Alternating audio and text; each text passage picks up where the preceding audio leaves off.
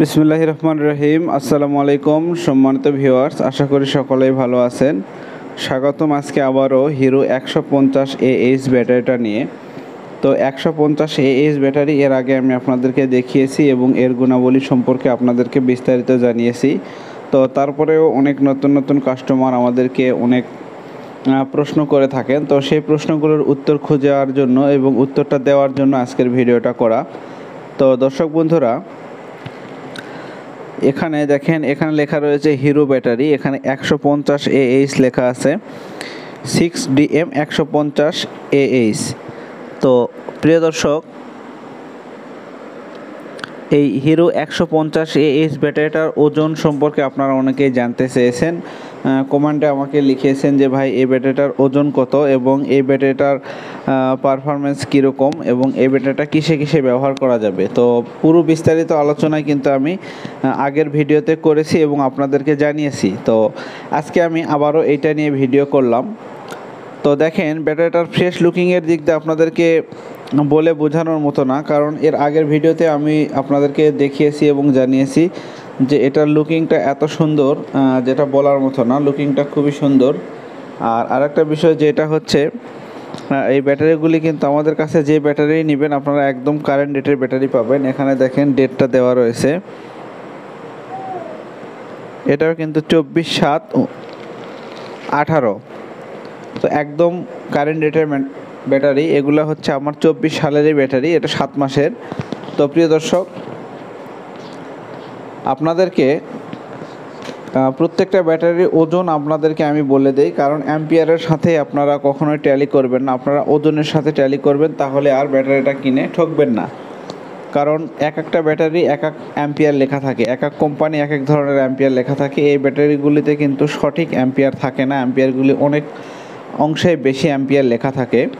এখানে একটা জিনিস আপনাদেরকে না বললেই না, সেটা হচ্ছে এটা হচ্ছে 15 কেজি ওজনের একটা ব্যাটারি, 150AH লেখা রয়েছে। তো এটাকে কেউ আবার মডেল হিসেবেও ধরেন, কিন্তু ব্যাটারিটা কিন্তু মেড ইন চায়না, এটাতে কোনো সন্দেহ নেই। কারণ অনেক ক্ষেত্রেই এখন দেখা যাচ্ছে বাংলা কিছু ব্যাটারি বাজারে পাওয়া যায়, বেশিরভাগ জায়গাতেই বাংলা ব্যাটারি পাওয়া যায়। সেগুলোর ফিনিশিং দেখবেন আলাদা। এই যে স্ক্রিন করা, অর্থাৎ যে আপনার কম্পিউটার করে এখানে কোম্পানির নাম লেখা থাকে, কোম্পানির নামটা হালকা ঘষা মাজা করলেই উঠে যায়। এই ব্যাটারিগুলো বুঝবেন যে 2 নাম্বার ব্যাটারি। আর ব্যাটারির ফ্রেশ লুকিংটা এরকম আসবে না। বাংলা ব্যাটারির ফ্রেশ লুকিংগুলো এরকম লুকিং ফ্রেশ আসবে না। লুকিংটা আসবে আপনাদের এবড়ো থেবড়ো এবং বিভিন্ন ঘষা মাজা করা। তো আপনারা চোখে দেখলেই বুঝতে পারবেন যে আসল কোনটা নকল কোনটা। তো নিজের চোখকেই আপনি যখন ভালোভাবে ব্যাটারিগুলি পর্যবেক্ষণ করবেন, তখনই আপনারা বুঝতে পারবেন যে ব্যাটারি আসলে নকল নাকি আসল। তো প্রিয় দর্শক, এটা যদি আমরা ইউপিএসে চালাই, ইউপিএসে চালাইলে আমরা যদি 200 ওয়াট লোডে দেই, তাহলে আমরা 2-2.5 ঘন্টা ব্যাকআপ পাবো। আবার যদি ইনভার্টারে 200 ওয়াট লোড দেই, তাহলে আমরা প্রায় 6 থেকে 7 ঘন্টা, 6 ঘন্টাই ধরলাম, 6 ঘন্টা বা 5 ঘন্টা ব্যাকআপ পাবো। যদি আইপিএসে দেই, আইপিএসে একটু ব্যাকআপ কম পাবো। তো যদি আমরা ডিসি ফ্যান লাইট চালাই, আপনার 2টা ফ্যান যদি ডিসি ফ্যান চালাই, তাহলে 3 থেকে 4 দিন বা 4 রাত আমরা চালাইতে পারবো। ডিসি ফ্যান সাধারণত টেবিল ফ্যান হয়ে থাকে। ডিসি টেবিল ফ্যান যদি আমরা চালাই, তাহলে আমরা 3 দিন অথবা 3টা রাত আমরা ব্যাকআপ পাবো, কোনো সন্দেহ নাই এতে। আমরা এটা পরীক্ষা করে দেখেছি। তো ডিসি ফ্যান লাইটের জন্য খুবই ভালো হয় ব্যাটারিগুলি। এছাড়া ইনভার্টারে দিলে তো ঝামেলাই নাই, ইনভার্টারেও ভালো চলে, সোলারে দিলেও আপনারা চালাইতে পারবেন। তো আরেকটা প্রশ্ন এটা হচ্ছে, এই ব্যাটারিটা সোলারে দিলে কত ওয়াট সোলার লাগতে পারে। তো এখন সর্বনিম্ন আপনি এটা 50 বা 40 ওয়াট সোলার দিয়ে চার্জ দিতে পারবেন। উপরে আপনি যত বড় সোলার দেন, তাহলে কন্ট্রোলার লাগাইতে হবে।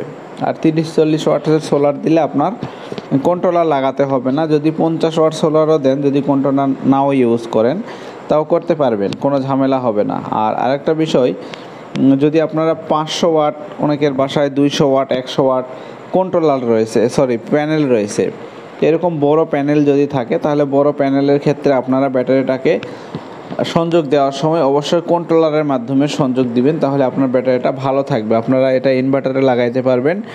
তবে একটা সাবধানতা আপনাদেরকে বলে দেই, সাবধানতাটা হচ্ছে আপনারা যখন ব্যাটারিটা ইনভার্টারে ইউজ করবেন, ডিজিটাল ইনভার্টারে যদি ইউজ করেন, জংফা হোক বা যে কোনো ইনভার্টার হোক, ডিজিটালে ইউজ করলে অবশ্যই আপনারা দেখবেন ডিজিটালটার অটো কাজ করতেছে কি না। কারণ ডিজিটাল অধিকাংশ ইনভার্টারে এখন অটো কাজ করতেছে না। অটো যদি কাজ না করে তাহলে কিন্তু আপনার ব্যাটারিটা ফুলে উঠবে।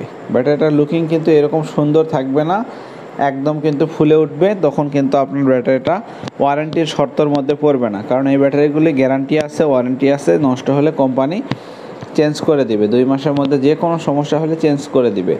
আর 2 মাসের পরে যদি 1 মাসে বা 3 মাসে অর্থাৎ 3-4 মাসের মধ্যে সমস্যা হয়ে যায়, ফোলা ফাটা বাঁধে, তাহলে কোম্পানি সার্ভিসিং দেয়। কিন্তু এটা আমরা আসলে ওইভাবে বলি না, কারণ আমরা 2 মাসের সরাসরি গ্যারান্টি দিয়ে দেই যে সমস্যা হলে আমরা চেঞ্জ করে আবার নতুন ব্যাটারি দিয়ে দিব। তো এটা হচ্ছে বিষয়। আর এরপরে যদি সমস্যা হয় তাহলে সার্ভিসিং করা যায়। তো দর্শক বন্ধুরা, এরপরে সমস্যা বলতে বেশিরভাগ কাস্টমারের একটা সমস্যা হয়, ব্যাটারিটা ফুল চার্জ দেওয়ার পরে ব্যাটারিগুলি চার্জ একবারে লো করে ফেলেন আর চার্জ ওঠে না। তখন বড় মেশিন দিয়ে দিলে এটাতে চার্জ ওঠে। কিন্তু আমরা একবারে যদি লো করে দেই তাহলে ব্যাটারিটা আমরা মনে করি, কাস্টমাররা মনে করে যে নষ্ট হয়ে গেছে। আসলে নষ্ট হয় না, ব্যাটারিটা অ্যাম্পিয়ার পড়ে যায়। অ্যাম্পিয়ার পড়ে যাওয়ার কারণে ব্যাটারিটা আর উঠতে পারে না। তো এখানে অন্য ব্যাটারি, অন্য ভালো বড় চার্জার দিয়ে চার্জ দিলেই চার্জ উঠবে। এই হচ্ছে বিষয় আজকের।